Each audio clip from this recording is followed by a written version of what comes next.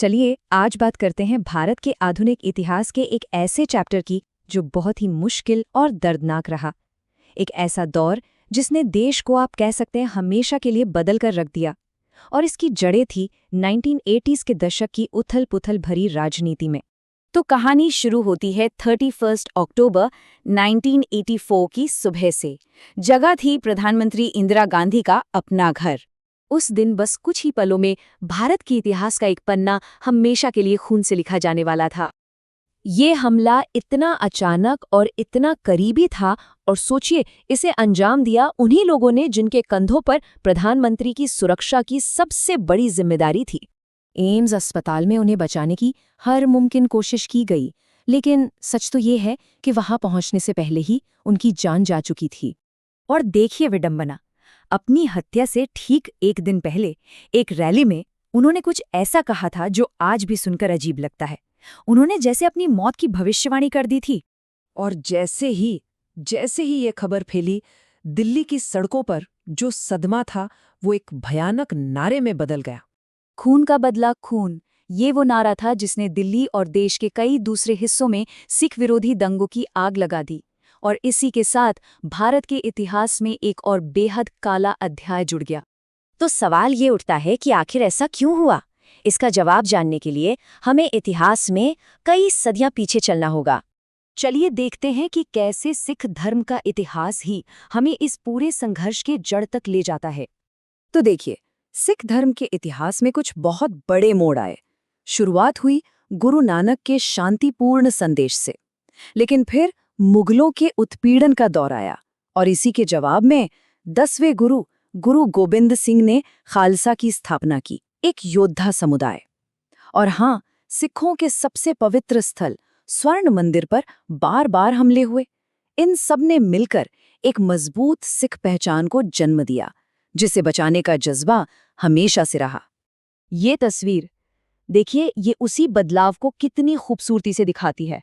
कैसे एक शांतिपूर्ण धर्म अपने लोगों और अपनी आस्था की रक्षा के लिए एक सैन्य परंपरा में बदल गया, और इस पूरी परंपरा के केंद्र में हमेशा रहा स्वर्ण मंदिर। ठीक है, तो अब कहानी को आगे बढ़ाते हैं और आते हैं 20वीं सदी में। ये वो दौर था जब राजनीतिक शिकायतें बढ़ने लगीं।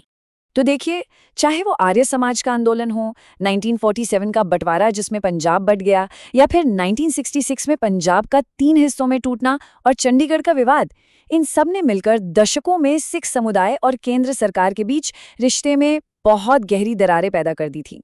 यहाँ एक बहुत जरूरी बात समझनी होगी। देखिए, 2 अलग-अलग मांगें थीं। एक थी पंजाबी सूबा की, जो कि एक राजनीतिक मांग थी, भारत के अंदर ही पंजाबी भाषा के आधार पर एक राज्य की। और दूसरी थी खालिस्तान की मांग, जो एक अलग आज़ाद सिख देश की अलगाववादी मांग थी। दोनों में जमीन आसमान का फर्क था। और ये जो खालिस्तान आंदोलन था, ये ज्यादातर विदेशों से ही चल रहा था, और अपने मकसद को मजबूत दिखाने के लिए उन्होंने अपनी अलग करेंसी, यहाँ तक कि पासपोर्ट जैसी चीजें भी बनानी शुरू कर दी थी। अब इसी तनाव भरे माहौल में एक नए और बहुत ही करिश्माई धार्मिक लीडर का उदय होता है। तो कौन थे ये? इनका नाम था जरनैल सिंह भिंडरावाले, एक युवा जोशीले उपदेशक जो बहुत जल्द ही सिख उग्रवाद का सबसे बड़ा और सबसे पहचाना जाने वाला चेहरा बनने वाले थे। अब जो स्रोत सामग्री है वो ये बताती है कि भिंडरावाले का उदय कह सकते हैं कि पूरी तरह से कुदरती नहीं था। इसके पीछे कुछ राजनीतिक समीकरण भी काम कर रहे थे। इस कांग्रेस हैंड थ्योरी के मुताबिक 1977 में सत्ता से बाहर होने के बाद संजय गांधी और ज्ञानी ज़ैल सिंह जैसे नेताओं ने कथित तौर पर अकाली दल को कमजोर करने के लिए एक कट्टरपंथी चेहरे की तलाश की, और वो चेहरा बने भिंडरावाले। उन्हें एक मंच दिया गया, मीडिया में उन्हें सिख धर्म के नायक के तौर पर पेश किया गया। लेकिन ये एक ऐसा दांव था जो बहुत बुरी तरह उल्टा पड़ा। अनजाने में ही एक ऐसी ताकत खड़ी हो गई जो किसी के भी काबू से बाहर थी।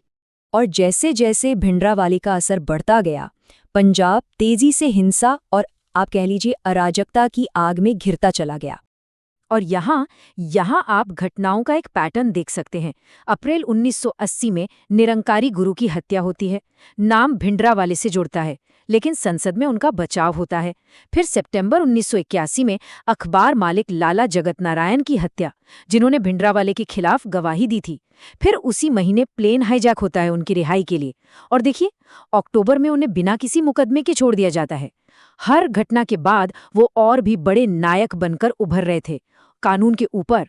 ये जो प्लेन हाईजैकिंग की घटना थी ना, इसने एक बात तो साफ कर दी कि इस आंदोलन की जड़ें सिर्फ पंजाब में नहीं बल्कि देश के बाहर भी हैं, और ये लोग राष्ट्रीय स्तर पर बहुत बड़ा संकट खड़ा करने की ताकत रखते हैं। और फिर जुलाई 1982 में भिंडरावाले ने एक ऐसा कदम उठाया जो पॉइंट ऑफ नो रिटर्न साबित हुआ। एक ऐसा कदम जिसने एक भयानक टकराव की जमीन तैयार कर दी। तब सवाल ये था कि आगे क्या होगा। सोचिए, एक हथियारबंद नेता अपने लड़ाकों के साथ सिख धर्म के सबसे पवित्र स्थान स्वर्ण मंदिर परिसर के अंदर बैठा है। भारत सरकार के सामने एक ऐसा संकट था जो पहले कभी नहीं आया था, और अब टकराव लगभग तय हो चुका था।